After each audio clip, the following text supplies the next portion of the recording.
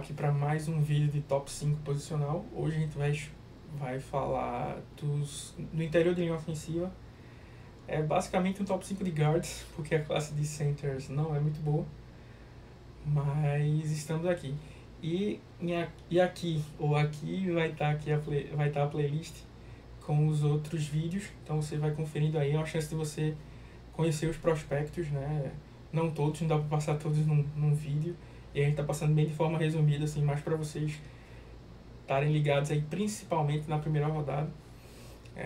E por falar em primeira rodada, a gente tem todo o acompanhamento do draft inteiro aqui, inclusive vocês veem aí na chamada do vídeo.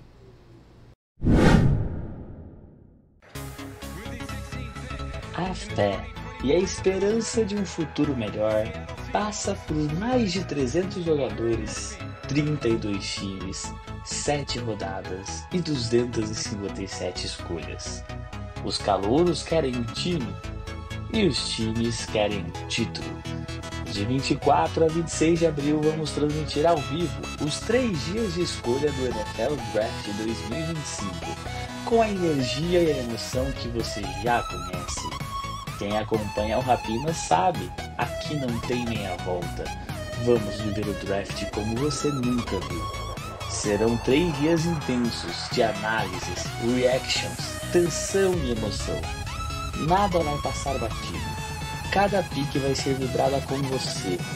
E claro, sempre com aquele toque especial Rapina de zoeira. Análise afiada e interação com a galera. Você vai sentir cada grito de emoção, cada suspiro de tensão e vai viver o draft de uma maneira que só o Rapina sabe fazer. Todas as emoções e decepções, todos os times da NFL e a energia de cada momento, tudo isso ao vivo, com a melhor e maior cobertura do YouTube. Então anote aí, 24, 25 e 26 de abril, aqui no Rapinas do Mar. O número 5 é o único center da lista e poderia nem estar aqui, inclusive companheiro dele lá de Georgia, o Tate Hadley, poderia estar aqui no lugar dele, que é o Jarrett Wilson. É um cara muito atlético, um center muito atlético, é o center número 1, assim, disparado, center puro, né? Porque tem alguns jogadores, inclusive aqui dessa lista, que muita gente projeta que vai jogar como center, mas assim, eu tô falando do cara que é o center natural, né? A sua posição no college. O Wilson é disparado, assim, uma grande distância para o segundo. Ele não seria o melhor center, mas muitos jogadores voltaram para mais um ano no college, acabou dando essa chance a ele. É um cara muito atlético, sabe processar muito bem o blitz, stunts, precisa ganhar um pouco mais de massa, né, mostrar mais força.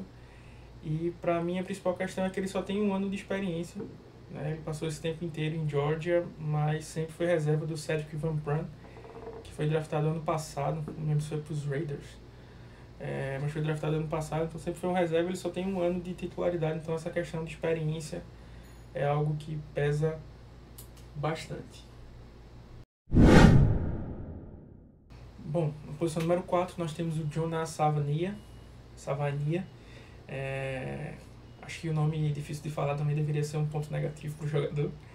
Ele é lá de Arizona, ele é um cara bem atlético, joga como tackle, foi left tackle e right tackle em Arizona. Em 2023, no caso, tem snaps como guard, que é onde eu acho que ele vai jogar na NFL. Ele perdeu muitos snaps contra edges mais rápidos. Então teve essa dificuldade de se movimentar, e eu acho que assim, se ele fosse ser tackle ia ser fatal para ele na NFL. Inclusive ele mesmo diz que pretende jogar como guard na NFL e que os times têm visto ele como guard na NFL. E acho que justamente como guard esconde um pouco, porque ele não precisa ter esse espaço inteiro, né, livre para defender. Então o posicionamento de mãos dele muda muito se você pegar os snaps dele como guard, como offensive tackle. É um cara que tem o atleticismo para jogar em zona e tem a força se precisar jogar em gap também. Você não pode ser unidimensional, né? Então é um cara muito bom para ter no time. Na posição número 3, temos um dos meus jogadores preferidos do draft, Marcus Mbow, de Purdue. Ele é um cara extremamente engraçado de se assistir, por mais raro que seja falar isso de um cara jogador de linha ofensiva. Ele tem uma abordagem totalmente não ortodoxa.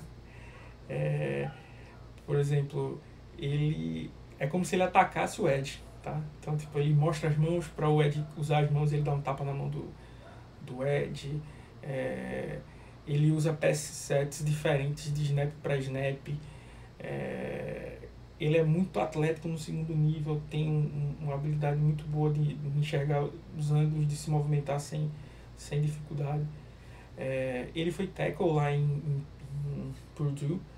É projetado para jogar como guard ou center, mas eu acho que, assim, como falo, ele não tem essa experiência como, por exemplo, o Savania, que pelo menos teve em algum momento, ele sempre foi tackle, mas eu acho que ele vai se encaixar muito bem como guard ou center. Ser um baita jogador, eu acho ele um jogador muito subestimado, essa capacidade atlética dele, essa inteligência que ele tem de jogo, é um baita prospecto. Na posição número 2, temos o Tyler Booker, de Alabama. Em muitos momentos foi visto como o offensive guard número 1, disparado. Eu até via isso, até assisti o tape dele de forma com mais calma, né? Posso falar para vocês que me tentou muito colocar ele como 4 aqui, né, depois do Mbow e do Savania, mas acabei colocando ele aqui como 2, assim, no critério de desempate, mas não seria loucura trocar, inverter essa posição. Na verdade, é inverter a posição dos 3. Ele é um cara muito bom no pass protection, um cara forte, ajuda muito no jogo corrido, mas é muito dominante no esquema de gap, de corrida, mas não funciona muito no esquema de zona. Então, toma ângulos errados no segundo nível, não tem a velocidade para subir e bloquear linebackers. Então é um jogador mais para times que vão rodar gap, né? E não é o caso do Savania, que eu falei, por exemplo, que é um jogador que consegue, por mais que seja melhor em um tipo de jogada, consegue fazer um pouco a outra. Ele é basicamente um cara 95% gap e 5% zona, né, vamos dizer assim. É algo que pode limitar ele, pode fazer ele cair em muitos boards, né? Ele era visto como primeira rodada tranquilo, então caiu bastante. Os testes dele no combine foram péssimos, apesar de que falaram que as suas entrevistas foram as melhores, uma das melhores da história, assim, o jeito que ele falava muito bem, que ele conhecia de futebol. Então talvez ele consiga compensar um pouco nisso, por essa inteligência que ele tem, mas foi um cara que teve uma queda brusca, assim. Muita gente colocava ele para Seattle na pick 18, hoje ele já está cravado ali basicamente no segundo round, né? Claro que draft é draft, a gente não sabe o que pode acontecer, mas é isto. Por fim, temos a posição número 1, um cara também que é projetado, ele é o Grace Bell, lá de North Dakota State. Ele foi tackle e left tackle e right tackle. Também teve alguns snaps como guard. Muita gente também projeta ele como center. É um cara que eu acho agressivo, tem um comprimento de braços curtos que vai impedir ele de jogar como tackle, mas é um jogador muito forte, gosta de finalizar os bloqueios dele, tem essa mentalidade agressiva que eu acho que todo OL deveria ter. É inteligente no pass protection, como falei, pega os stunts e as blitz com tranquilidade, mas tem essa questão do comprimento de braços que vai fazer ele jogar mais por dentro. E claro que o fato de jogar em North Dakota State, não ter jogado contra uma competição de alto nível, né, a segunda, para quem não está entendendo o que eu estou falando, assim, North Dakota State é como se fosse a segunda, jogar FBS, que é a segunda divisão do college. Então ele tem alguns jogos contra times da primeira divisão, mas majoritariamente são times mais fracos, né? Ano passado, por exemplo, ele jogou contra Colorado, né, que fez um excelente jogo, inclusive, o Grace Bell. Mas a questão da competição é algo que também pesa na sua avaliação. É isso, pessoal. Espero que vocês tenham gostado. Um grande abraço e Go Hawks!